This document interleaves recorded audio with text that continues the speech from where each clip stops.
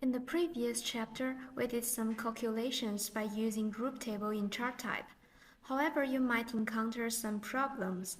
Let's say only using tables to analyze data may make it difficult for us to read valid information.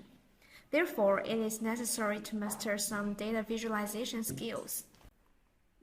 But there are too many chart types. How should we choose the right chart and display the data reasonably to achieve the effect that one picture wins 1,000 words?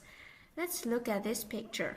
If you want to compare data, such as ranking several groups of data, you can use the column chart. If you want to show the trend of a group of data over time, you can use a line chart.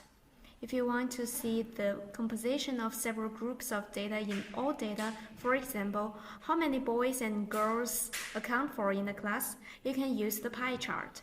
If you want to look at the correlation between two sets of data, for example, the relationship between height and weight, you can use the scalar chart. This chart is very classic. You can take time to study. Let's go back to FineBI. You can create a new component. Let's look at the chart type. Now you can see that the first three are all tables, the fourth is custom chart. In other words, you can choose this when you have a set of data but hasn't determined which types to use.